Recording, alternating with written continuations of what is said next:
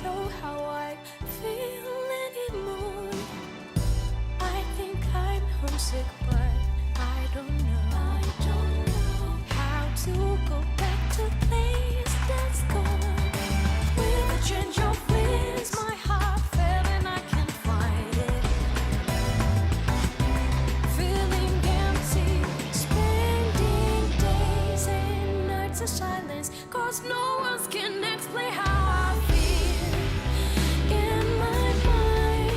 And I don't know what I am, but I miss myself, 'cause it's not here anymore. How can I move on? Please tell me. How to walk alone and be strong. That's Little without things like you. Sela is cologne. It's painful reminder that it's gone. With episodeaigis right around the corner, and the inevitable conclusion of the characters we all grew to love within the base game, I wanted to give my take on Reload. How the base game was such an emotional roller coaster for me. One final ride through the phenom that is Persona 3 Reload. Now, this isn't a review of the entirety of the story, or even a review about the game. More like a review from the soul. Because the things I walked away from this game with is far more drastic than that. This isn't just a video game to me. It's a message. How this beautiful message of Persona 3 Reload made Reload more than just a game I can sit through and have fun with. It's gone beyond that to me. But I hope you enjoy my dissection of the message this game has to offer. So without further ado, let's get into it. Now I want to begin this segment by asking, what makes a good message? It's a pretty broad question, considering there's almost an infinite number of ways to make a message something special. There's so many ways you can capture a viewer's heart or mind. To me, I think Atlus' use of symbolism was put to the test here, using the four main components of storytelling, that being characters, plot, style, and meaning. The characters and plot are self-explanatory, then style was something being voiced throughout the product, and lastly is the meaning. The meaning is obviously the focal point of the video, but it's good to know that the other three components help bring out the meaning. Because in my opinion, when you're able to get all four of those elements and mesh them in a way where it's cohesive to the viewer, but then at the same time you put your own twist on it, it's a formula for something great. Atlus wasn't lacking in any of these departments. Each character, each twist and turn, each style choice, and each decision were made precisely. It felt like not a moment was wasted. Now by all means, I don't think this is a perfect story. Genuinely speaking, I don't think anything can down the idea of being a perfect story, but what these stories can do is give a message that is far greater than what a story can ever tell. And of course, this all goes without saying that a message is being portrayed in the eyes of the beholder. There isn't a definitive way to view something. There's no answer to it. It's just however the viewer sees it. The way I look at the message can be totally different from the next person who does. And that's the beauty of it. Making up your own connections and seeing it from a totally different view, so you and everyone else can discuss what the message really means. Now that that's all out of the way, let's jump into what I think the first message of the game is saying.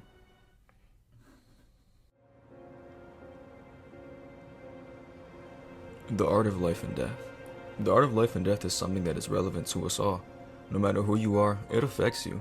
No one on this earth is excluded. The flow of life waits for nobody. This was made very apparent as soon as you loaded up the game. It's quite literally the first thing that is shown to the player. And I'm very fond of how the game led with this message. Almost a bold move to me, but it goes without saying that I believe Atlus took the right approach here. Following this very scene, you see Makoto arrive on Tatsumi Port Island for the first time. The backdrop is heavy as the dark hour just sets in. I love this, giving us the previous memo in life and immediately hit us with the dark hour setting. The coffins everywhere, the blood painting in the city streets, the overwhelming feeling of dread. The absence of life is very apparent, and it's very clear Makoto isn't affected by the strange phenomenon happening around him. They set this tone briefly within the start. Following this is one of the first examples I think uses the message of life and death very well. The introduction to Pharos, a mysterious boy that hands Makoto a contract that is bonded to Makoto, saying that no matter what comes in the future, you will be responsible for your actions. Strange, isn't it? I mean, why is such a contract given to us within minutes of the game? So let's focus on Pharos for a bit. This peculiar boy ends up being with Makoto, friends with him even, popping up in random times to let you, the player, know of his current situation, making sure he doesn't forget the contract he signed, also letting him know that the end is unavoidable. and it's honestly a good way of keeping the player's mind on edge. At this point, you're making bonds with classmates and people alike, living your life as a high school student. Pharos is that bridge between reality and the future. He keeps the player's mind focused on the real task at hand. He's also the Death Arcana, essentially a being of death, constantly reminding Makoto. Weird, isn't it? Makoto signing a contract with the boy of the Death Arcana. Very interesting.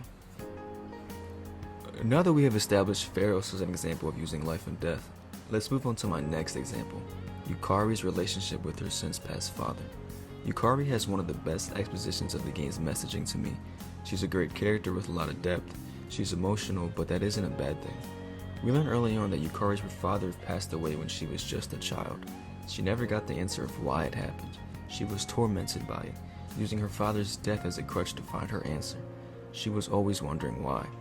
As soon to find out, we learned that her father was a part of the experiments to harness the power of the shadows. He ended up dying in the process, but left behind a final recording, seemingly blaming himself for the creation of the shadows. Yukari was obviously devastated. She had no way of coping with the info she just received. This is where I really fell in love with Yukari as a character. Her stories are reminiscent on why she is the way she is. It builds her character and it fits into the theme of life and death. It is so important to not only a development of a great character, but it fits into the message as well.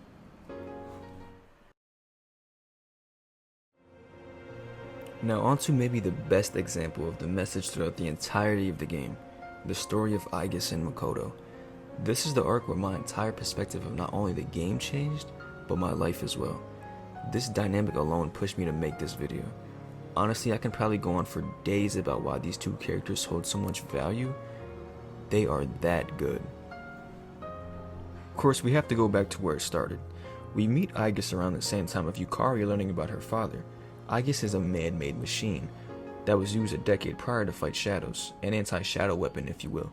She was given a soul and a persona to fight. We first see her on the beach, a day after Yukari's conflict. She's escaped the place where she was being kept after all those years, as Makoto, Junpei, and Akihiko approached. It's Makoto though who she is fond of. She runs off because she can't comprehend her thoughts after seeing Makoto. Makoto then runs to find her. She makes sure she's certain of it. She wants to make sure Makoto is the one. He is. How can a robot who just suddenly wake up one day just be so attached to Makoto? Aigis is then placed in the group and given the go-ahead to hunt down the shadows as well. And of course, as we learn over time with Aigis, she isn't aware of the concept of life and death, or better yet, she doesn't have any feeling towards it, non-caring if you will. It's an interesting exposition to the previous examples I've ever used. Yukari and Pharos stories are obviously lined up with the reality of life and death, and Aigis is immune to it.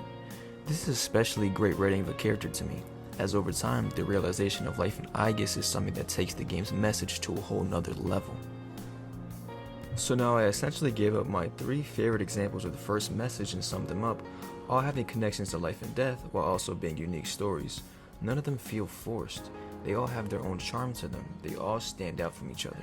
I love this from Atlus. It's such a great idea because in reality, everyone deals with life and death, but giving different examples of it makes the viewer's eyes broader to the topic.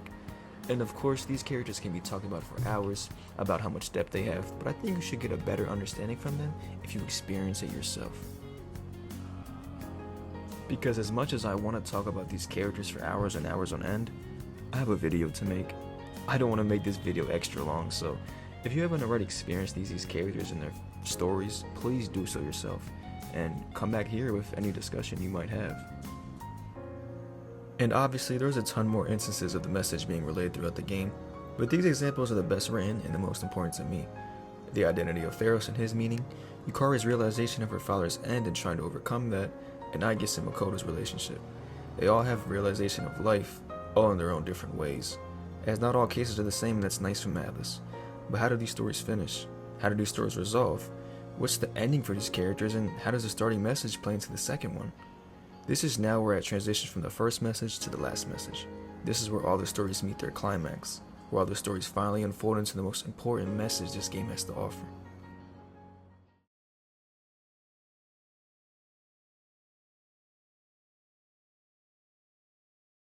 Shortly after the reveal of who and what the chairman was, the group was seemingly struck with a ton of different emotions. With the chairman gone, and Mitsuru and Aigis back with the Kirijo group, The rest of the group has a short meeting to gather themselves. As the meeting comes to a close, Fuka privately speaks with Yukari, and while clearing the chairman's room, Fuka went and did a bit of investigating, and obtains a CD. She hands it to Yukari for her to watch in her free time. Yukari, seemingly confused, she takes it to her room and plays the disc, revealing to her what was really said by her father all those years ago. Previously, we went over the first disc she and everyone watched at the beach, seeing her father was seemingly at blame for the dispersal of the shadows. It messed her up inside, knowing her father died and how it happened. But this time, it's different. The disc Fuka hands to Yukari is the same as the one her father left, but with all the pieces the chairman ended up editing out. Yukari watches. Seeing the entirety of the video, it changed something inside of her. The realization that her father wasn't the man behind the dispersal of the shadows, and the message at the end that was cut from the original video. Her father recognizing he doesn't have long left to live, but he wanted to let his daughter know that he was proud of her. He was thinking about Yukari in his final moments. This is Yukari's realization. All those days, nights, months, and years of wondering what happened to her father. Getting that closure that he wasn't behind the dispersal of the shadows. Hearing that he was thinking about her in those final moments. It changed something inside of her. She realized now what she wanted to fight for. She realized at that very moment of why she wanted to keep going. Her purpose has been found. To avenge her father and to keep going on for him. I love this arc. Yukari might not be a fan favorite to everybody because of how she can react to things, but I think how emotional she is adds to her character. She's emotional because of the loss she has experienced in life, and her finding solitude adds so much to her character because of that loss. Now let's take a look at Pharos once again. He was established as a mysterious boy who was seemingly attached to Makoto, consistently popping up and warning Makoto of the dangers of the fall, always lingering, reminding Makoto of the full moon and the shadows that come with. After all the shadows have been defeated, Pharos regains his lost memories and remembers his purpose, saying farewell to you and promising to meet us again. And of course, Pharos turns out to be the new transfer student Ryoji. Aigis of course was the first to see something was off with Ryoji. He was dangerous, she said, but nobody could put a finger on it. Ryoji would then befriend the group and occasionally pop up in the dorm. But one day, that all changed. On the day of a full moon, both Aigis and Ryoji realized what Ryoji was. They meet at the Moonlight Bridge, standing off against each other. Ryoji then reveals himself, the harbinger of death. Ryoji remembered his purpose. He awoke into what his true mission was. He is to bring the fall. Aigis of course had a feeling about this, but what comes next was a shock to all. As Aigis is injured in battle, the crew comes to her location, confronted by Ryoji. Ryoji then reveals that he was sealed away by Aigis 10 years ago on this very bridge. Aigis wasn't strong enough to defeat him. The only way she could win was by sealing Ryoji away in an innocent boy who was standing nearby. That boy was Makoto. Silence filled the air. Nobody knew what to think. Everyone was frozen. This entire time everyone was fighting for the 12 shadows, only for it to be for naught. The 12 shadows awoken Ryoji from inside of you, and now the fall was imminent. I mean, just wow. Now let me break down why this is such an importance to the message. It all swings back to when you first started the game. That mysterious boy you met all those months ago. The same boy who made you sign that contract. The same boy of the Death Arcana. Death was inside of you all along. And that same mysterious boy one day found his purpose as well. It's so interesting to me. Even though Ryoji was the harbinger of death, a little bringer of demise, you kind of feel for him. This was someone who was inside of you all this time. Someone who was lonely. Someone you thought of as a friend. You feel for him. Nobody wanted this outcome, but like the game once said, nobody is safe from the flow of time. Ryoji's purpose was to bring death, and his plan was all in shape to do so. At this point, we've now established Yukari's evolution and Ryoji's as well. Two completely different stories, but the message stays the same throughout. They both had to realize that life isn't meant to last, and it's up to you to find your purpose. Make your life something. Find the purpose of yours. They both found something to fight for. Obviously, Ryoji's is a lot more extreme, but this isn't about what morals are right or wrong. It's about finding the reason you were given life. Whether or not Ryoji wanted this or not, they both found theirs. A quick little detour, but I just want to thank anyone who has watched the video up to this point. Like I said at the start, this is my first time making content in general, so it's not going to be the best work out there, but I just wanted to speak on this game in a way where people can connect, and a way where I can just vent and talk about this game that I love so much. Thank you to anyone who has stuck around. It means a lot. Now, back to the final portion of this video. Aigis and Makoto. Now, this is where the second message is in full effect. The absolute best of writing this game has to offer. The absolute peak of Persona 3 Reload's character development and message. The story of these characters the last months of the game are the reason I even wanted to make this video at all. It's the reason I look at Persona 3 not only as a game, but as a message. Now obviously after the group heard from Ryoji and what was to come, nobody had any imminent idea on what to do. Everyone was lost. The following day Ryoji arrived at the dorm to speak to everyone, clarifying everything that happened and letting them know the fall was real. But he gave the group an offer. In exchange for taking Ryoji's life, the fall will be delayed for some time and the group won't remember anything. Nobody will have to suffer, the fall will happen in an instant and nobody will feel any pain. The offer was in the air, but the consensus for the group was that they didn't want to run away. They wanted to fight Nyx and stop the fall themselves. Ryoji kept persisting that it was an impossible task. Nyx couldn't be defeated, as he says over and over again. Before he leaves, he lets the group know that on New Year's Eve, December 31st, is when he will arrive one last time for the group to make their decision. At this point, Aigis still hasn't returned back from the Grigio group.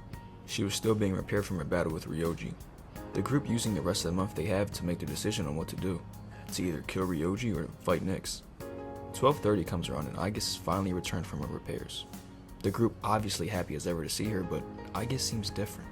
She seems resentful, emotional, saying things the group never heard her say before, splurring out that she doesn't want us to see us suffer, and that killing Ryoji is what we should do.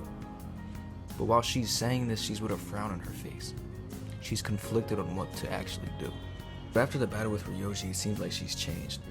She gets up and speaks louder, questioning the group on why fighting a said impossible battle was the right thing to do. Aigis, the one who would always storm headfirst into battle with no questions asked, is now questioning what she's here for. Saying that she can't even defeat Shadow, so she's questioning why she's even here and scolding the group at the same time. You can hear her getting emotional as well, like she wants to burst out and cry. But like she said, she can't even shed a tear. You can just feel the tension in this scene. Aigis' emotions just weigh over the entire room. This isn't the Aigis we were all used to. This is an Aigis who seems like she's finally showing the true side of herself. Now, I don't usually want to show clips by themselves, but this is one of the most important conversations from the game, so I'll let it speak for itself. Understand. We're not throwing away our lives. In fact, our eyes are set on the future. Isn't that right? Right. I don't understand. Perhaps it's because I lack a life of my own. It's got nothing to do with having a life. I'm a machine created to protect humans from shadows, but I can't carry out that duty with the power I have. So what is my purpose now? I just don't know, and no one can give me an answer. Well, yeah, you don't have the answers. The meaning of life or death isn't something someone else can just teach you. Making your own decisions is hard, no matter who you are. No choice is perfect, you know? But as long as we're alive, we gotta do something. When you see someone going through the same thing you're going through, you just want to help them. That's how we plan on getting through this. Maybe that wasn't the best explanation, but that's the idea. That's the idea? When I saw you collapse, I realized something. I want to protect you, Aigis. I don't want to forget about you. Fuka-san. There are times when you'll lose sight of your purpose and you'll have to search for it. But if you can't find it again, then what you need is to seek out a new purpose. I'm not really one to talk, but I feel like I've learned something important this year. To truly live is to be willing to change. and we have to make those choices for ourselves. Do you think I'll be able to change too? You have changed so much. Haven't you noticed? You've even started speaking like a real human. I understand what my purpose is now. I'm a machine with the directive to live, and the one issuing this new command is me.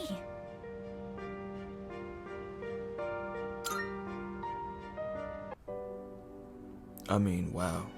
Such a strong conversation from everybody in the group. I guess this whole time was just following orders, not thinking about anything. She was a machine given directions to follow, and that's all she knew. It took the end of the world for her to see it, but man, it feels so rewarding.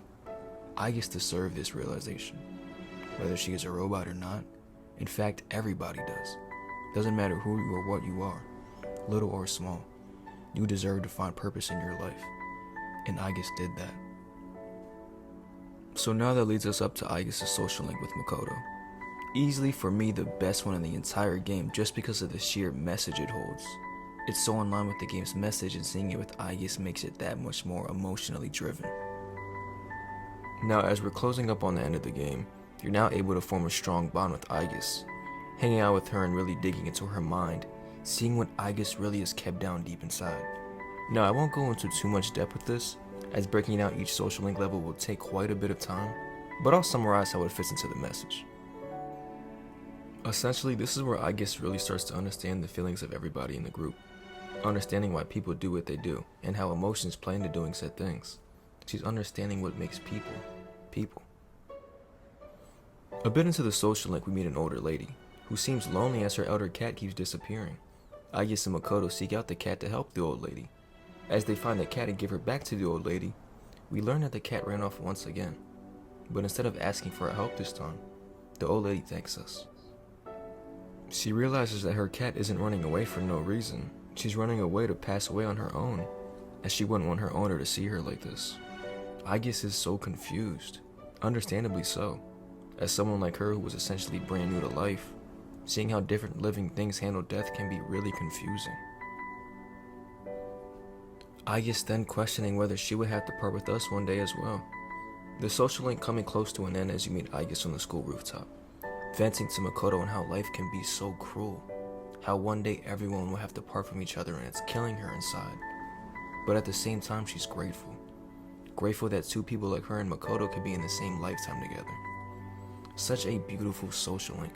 Aigis has grown over the entirety of the game, and seeing it in real time is so worthwhile. It fits into the message so well, and it speaks so much volume to how much not only Aigis has grown, but the protagonist as well. So now for the final portion of this video, we're going to discuss the ending. If I missed anything in particular where the message might have been present in some way, where you guys feel like it's important, please let me know in the comments. But for now, we're going to the end of the Nyx boss fight, where Makoto awakens to the universe card. Now at this point, Nyx has essentially won. With the group down and out and Nyx slowly bringing demise to the world, Makoto dozes off, waking up in the Velvet Room, where he's met by Igor and Elizabeth. As all the bonds Makoto has gotten over the course of the game combine, they form into the universe card. Igor is stunned. Our contract is complete, he says. Now go and fulfill your destiny. The contract from all the way back in the beginning of the game was completed. As Makoto's fate was sealed, he knew what he needed to do next. As his encounter with Nyx, his social links give him strength, making his decision on what to do next easier. As he regains his strength, he uses the power of the universe and the rest of his energy to use the Great Seal, finally sealing away Nyx. As the rest of the group seems stuck in a trance, they call out for Makoto, as he's nowhere to be found. But first they hear from Ryoji, saying that Makoto found his answer. The purpose to Makoto's life has been found, just a bit sooner than everyone else's. Speaking to Aigis as well, saying her life too was valuable. Ryoji sounding tired but happy at the same time, as his old friends are finally safe. The group watches as Tartarus disappears for the final time, but still searching for Makoto. But at the base of the school, Makoto walks out. the group crying tears of joy as their friend is safe once again. But Aigis in particular is tearing up as well. Once a time ago she couldn't even shed a tear at all, but now she's overflowing with emotion. As time skips to the end of the school year, everyone's memory got wiped from the final battle. Everyone not aware of each other anymore, but all feeling like they're missing something. As Makoto says goodbye to his social links he met throughout the game, Makoto is seemingly ill, sluggish and pale as he walks around the school at the end of the school year. He gets to the dorm and immediately heads to his room to lay down. He seems to have overslept. Today is graduation day. Awoken by Aigis, who remembered everything. She's crying as she was afraid everyone would forget their promise to see each other. Also because she's scared of Makoto leaving her again, like in the last battle. As the two remembered the promise everyone made, they head to the school roof. Mitsuru is giving her graduation speech. The whole room is filled with students, including those of C's. Just as before, they all seem to be forgetting something. As Mitsuru was speaking, she stutters, realizing what she was forgetting. As the rest of the group remember as well, the group realizing the promise they all made together, they all then race up towards the roof to meet Aigis and Makoto.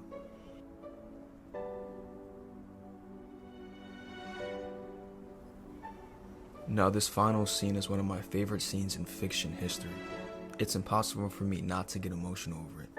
The beautiful backdrop, the song in the background, the mellow piano keys. This last scene of the game wraps up not only the game beautifully, but the message as well. There's no possible way I can do this justice, so I'll let it play for itself.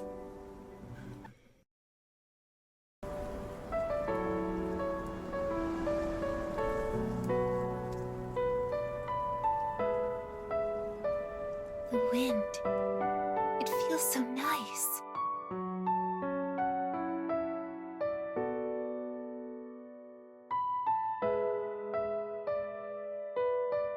I admit, I'm finally noticing the beauty of spring. It's wonderful.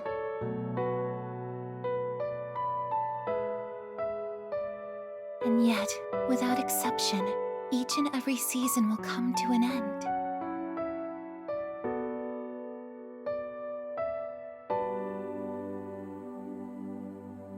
We fought side by side. We faced the world's end. And now, I'm finally beginning to understand what it was I'd been searching for. I always wondered what it really meant to live. Now I think it's following your heart, fighting for what you can change, and accepting the things you can't. Nothing on this earth lasts forever. Every life will one day fizzle out. That holds true for all of us, and as soon as you come to terms with it, you realize something. You see what really matters, and find out what it is that gives your life meaning. When I learned that I wasn't strong enough, I was tormented by it. Now I understand why. Protecting others is the duty I was given. But to me, it was more than an obligation. At some point, it became something I wanted to do for myself. Once I decided to try and prevent the fall, something inside me clicked. When I thought about how I might never see you again, that's when I first understood what mattered to me the most. And so, I made up my mind. What I want is to protect you from now until the end of time. I want to stay by your side. And I know I'm not the only one out there who could do this. But still, I want to. Because I'm positive, if I do it for you, then nothing's a waste. My life will have meaning. So, thank you.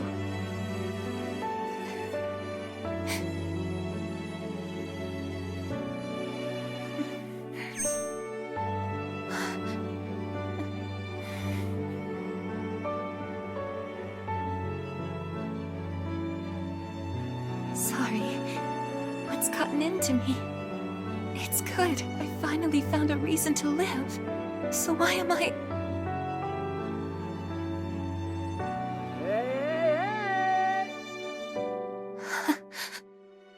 They're here. I see it now. I have friends. We support each other through thick and thin. Not everything needs to be for some greater purpose. Just caring about someone can be enough. That's all we need to give our lives meaning. As for me, I found my path. And that's to protect you with my life.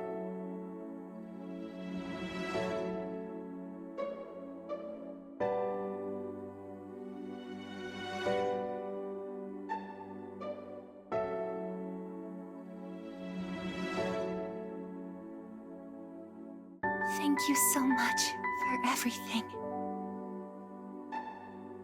You must be tired. Go ahead and rest now. I'll be right here. I won't be going anywhere.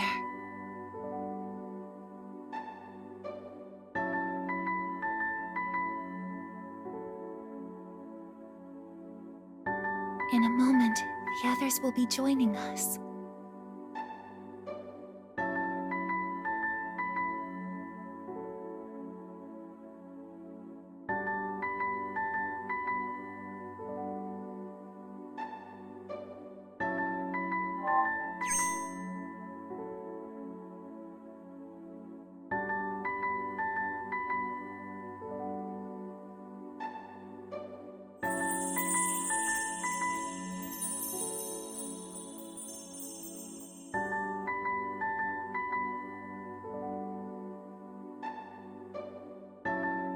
It'll be okay.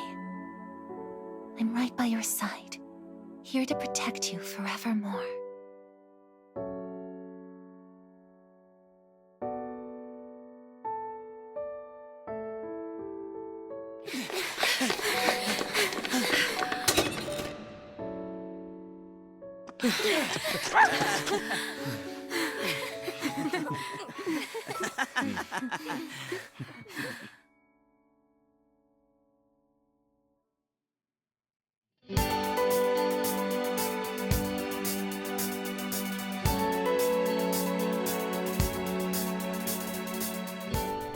As Makoto drifts off with a smile on his face, his life was complete. He found meaning in his life and passed away happily, knowing everyone around him was safe. As he falls into the abyss of time with no regrets, all these characters realize that life and death will happen to us all. But realizing that and finding the purpose to your life is the goal. Have that hope to keep on going whether or not you feel like you can or not. As bittersweet as this ending for Makoto might be, the reality is we don't know when it's time for us to go. So just cherish and value the time you do have and carry the love from your close ones with you as you go. Makoto chose his path and carried the emotions of not just his, but his friends with him to the very end. And as soon as he knew his friends were okay, he was too. And there we have it. I hope everyone who watched this video enjoyed it.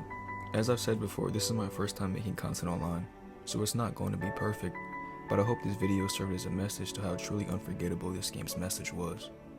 I plan on covering the DLC that comes out next month, so if this was something you enjoyed and want to see the DLC, leave a like and maybe even subscribe. But with that being said, thank you to whoever tuned in. Until next time, goodbye.